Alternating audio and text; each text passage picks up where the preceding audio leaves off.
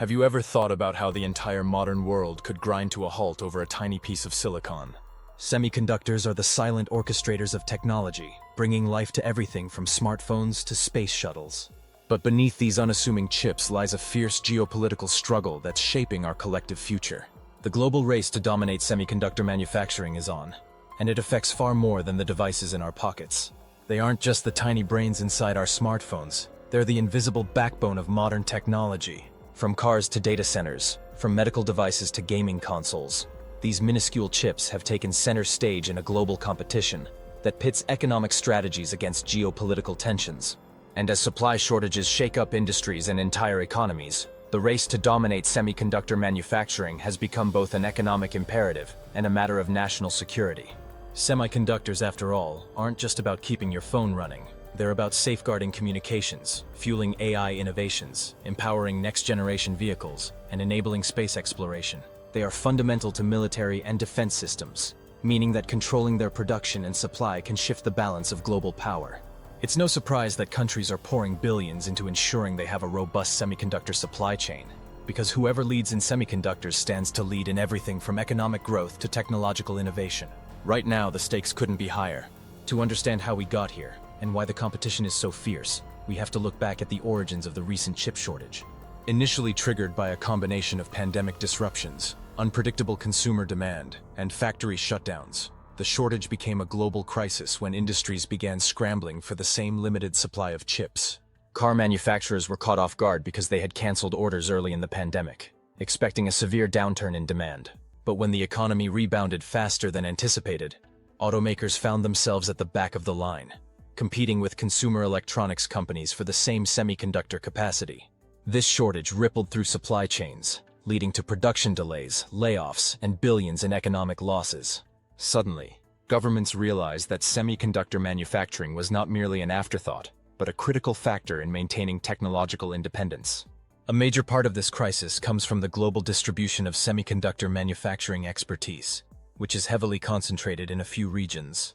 Taiwan stands out as the epicenter, home to industry leader TSMC, which produces the most advanced chips in the world. South Korea, with giants like Samsung, also plays a pivotal role, and the United States remains a key player in chip design and critical research. Meanwhile, the European Union has its own pockets of expertise in semiconductor equipment and specialty chip production. The real geopolitical flashpoint has emerged around Taiwan and TSMC. Situated just off the southeastern coast of China, Taiwan occupies a complex political position. China considers Taiwan part of its territory, while Taiwan views itself as a sovereign entity. Because TSMC dominates advanced chip production, it sits at the heart of US-China tensions, with both sides worrying that the other might gain or restrict access to TSMC's cutting-edge manufacturing capabilities. A disruption to TSMC's production, through conflict, natural disasters, or political upheaval, would send shockwaves through the global economy. Because TSMC manufactures chips for everything from Apple's iPhones to automotive control systems, a sudden drop in its output could cripple entire supply chains for months or even years. This vulnerability has caused the United States to carefully evaluate how best to protect TSMC and ensure a stable supply of advanced chips, while it has also spurred China to accelerate its pursuit of semiconductor self-sufficiency. But TSMC isn't the only key player in Taiwan. A robust network of suppliers, designers, and equipment manufacturers supports Taiwan's dominance in the semiconductor world. Engineers, research institutes, and specialized material suppliers all work in unison to push the boundaries of what chips can do. This synergy is challenging to replicate elsewhere, which is precisely why other countries are providing incentives to cultivate their own semiconductor ecosystems. Enter the United States initiative to bring chip manufacturing back home. Recognizing that relying so heavily on overseas production creates supply chain vulnerabilities, the US has unveiled large-scale financial incentives for semiconductor companies willing to build fabrication plants on American soil. The CHIPS Act, for example, offers subsidies to boost domestic semiconductor manufacturing and fund research and development in advanced technologies.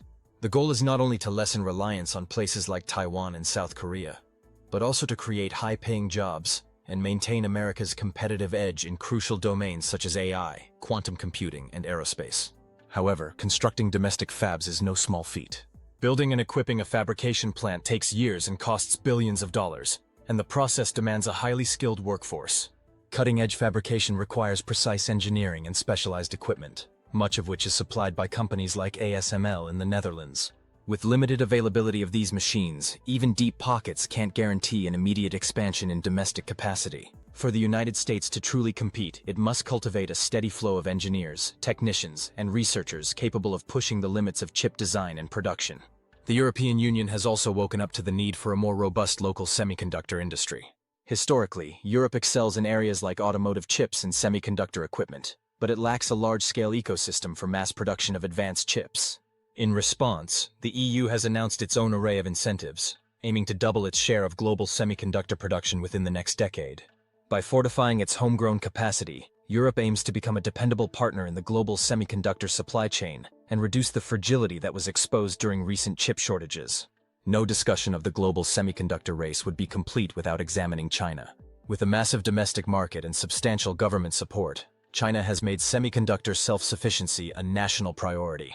For years, China depended on foreign suppliers for its most advanced chips, especially from the United States and Taiwan. But intensifying tech rivalry and trade restrictions have pushed China to narrow the technology gap as quickly as possible. Beijing has set ambitious goals for local production, directing significant resources toward research, acquisitions, and the support of domestic companies like SMIC. Still, China struggles to obtain the most advanced lithography technology, particularly from ASML, due to strict export regulations. Without access to EUV, extreme ultraviolet lithography, shrinking transistor sizes to the cutting-edge level becomes extremely difficult. China's strategy, therefore, is to expand at multiple levels by mass-producing older chip technologies, building a robust supply chain for simpler chips, and steadily investing in advanced research in hopes of eventually catching up with or surpassing major competitors like TSMC and Samsung. As each region accelerates its semiconductor ambitions, a critical question looms. How will the world handle a possible oversupply once new fabs come online? Presently, the shortage has driven urgency, but by the time these massive facilities are fully operational, demand patterns could shift. While continued growth in AI, cloud computing, and the Internet of Things suggests a steady appetite for chips, an increase in manufacturing capacity worldwide might lead to price drops and reduced profit margins. The semiconductor industry has historically seen cycles of booms and busts, so overproduction could jeopardize companies that have invested billions in expansion. Furthermore, the semiconductor ecosystem thrives on international cooperation for design software, raw materials, and specialized manufacturing tools. If geopolitical tensions worsen, the sector risks fragmenting into separate, region-specific supply chains. That scenario would not only raise production costs, but also slow down innovation. For instance, if the United States and China continue to move toward technological decoupling, businesses may need to maintain parallel supply chains to serve each market. This division contradicts the long-standing model of global collaboration, which has been a driving force behind rapid advancements in chip technology. Still, some argue that a degree of decoupling or onshoring could offer benefits in a world prone to unexpected disruptions, such as pandemics or natural disasters. Having some level of redundant manufacturing facilities worldwide might safeguard against total collapse if one region is incapacitated. Balancing these competing objectives, maintaining efficiency through global collaboration while reducing catastrophic risk through diversification, remains a complex challenge for policymakers. Talent cultivation is another often overlooked dimension of this contest. Building a fab without a skilled workforce is a recipe for underperformance. Countries eager to develop their semiconductor industries need to invest in education, offering attractive career paths for engineers, scientists, and technicians. Without a steady pipeline of skilled professionals, even the most lavishly funded projects can lag behind, especially as chip architectures evolve to include quantum computing, neuromorphic designs, and other advanced concepts. Breakthroughs in these emerging areas could redefine the competitive landscape and allow a country or region to leapfrog current leaders. At the center of this drama is TSMC, viewed both as a strategic asset to be safeguarded and a potential choke point for the entire global supply chain. Alongside it are industry giants like Samsung, Intel, Global Foundries, and a growing array of Chinese contenders, all maneuvering to secure or reshape the market. In the United States, policymakers emphasize strengths in chip design, software development, and advanced research. The European Union looks to leverage its specialized machinery, engineering heritage, and new incentives. Meanwhile, China invests heavily in local champions, striving for a self-reliant future where it no longer relies on foreign firms for critical chip technologies. While short-term measures may alleviate the ongoing chip crisis, the deeper geopolitical struggle will undoubtedly persist. For businesses, these developments could translate into changes in pricing, production timelines, and innovation strategies. For consumers, they could mean fluctuations in the availability and cost of everything from smartphones to electric cars and gaming systems.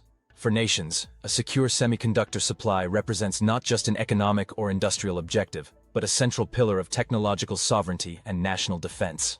In the coming years, we are likely to witness more announcements of new fabrication plants in the United States, Europe, and elsewhere, accompanied by stricter export controls and a competition for top-tier engineering and scientific talent. Companies may also explore ways to mitigate geopolitical risks by diversifying supply chains across multiple regions. Over the long haul, the question remains whether the semiconductor sector, which has flourished under global collaboration, can adjust to a reality where national security and strategic independence are increasingly dominant concerns. We might see alliances formed among like-minded nations that share resources, research efforts, and market access, while selectively limiting engagement with potential adversaries. Alternatively, if international tensions subside, the global ecosystem could achieve a new balance, one in which advanced manufacturing capacity is more widely distributed but cooperation remains feasible. However events unfold, one fact stands out. Semiconductors are not just another industry.